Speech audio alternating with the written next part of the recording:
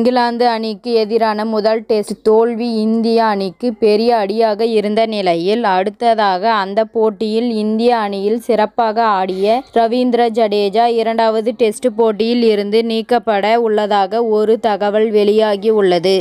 India, England அணிகள் 5 போட்டிகள் கொண்ட டெஸ்ட் தொடரில் ஆடி வருகின்றன. முதல் 2 டெஸ்ட் போட்டியில் இருந்து முன்னணி பேட்ஸ்மேன் விராட் கோலி விலகினார்.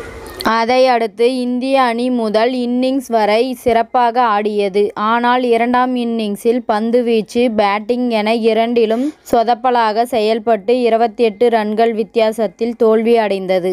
ரவீந்திர ஜடேஜா முதல் இன்னிங்ஸில் 87 ரன்களும், 2 இன்னிங்ஸில் சேர்த்து 5 விக்கெட்டுகளும் வீழ்த்தியிருந்தார்.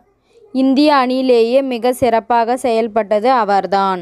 இந்த நிலையில் அவர் இரண்டாவது இன்னிங்ஸில் பேட்டிங் செய்த போது ரன் அவுட் ஆனார். அப்போது ரன் அவுட் ஆவதை தவிர்க்க அவர் வேகமாக ஓடி வந்தார். அப்போது அவருக்கு காலில் தசைப்பிடிப்பு ஏற்பட்டது.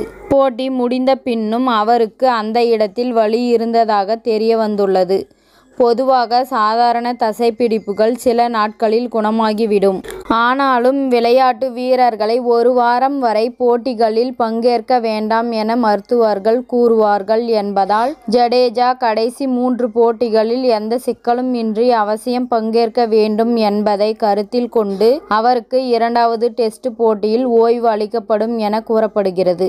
ஜடேஜா ஸ்பின்னர் மற்றும் பேட்ஸ்மேன் என்பதால் அவருக்கு இணையான மாற்று வீரர் என யாரும் இல்லை.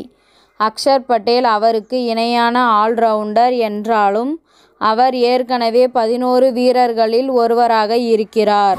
எனவே அவரை தான் தாண்டி வேறு யாரும் இல்லாத நிலையில் இந்திய அணி குல்தீப் யாதவை இரண்டாவது போட்டியில் களமிறக்க அதிக வாய்ப்பு உள்ளது. இத்துடன் இந்த செய்தி முடிவடைகிறது. நன்றி, வணக்கம். மீண்டும் அடுத்த வீடியோவில் சந்திப்போம். மேலும் இது போன்ற சுவாரஸ்யமான செய்திகளை உடனுக்குடன் தெரிந்து கொள்ள தமிழ் சிறை சேனலை சப்ஸ்கிரைப் பண்ணுங்க. பெல் ஐகானை கிளிக் பண்ணுங்க.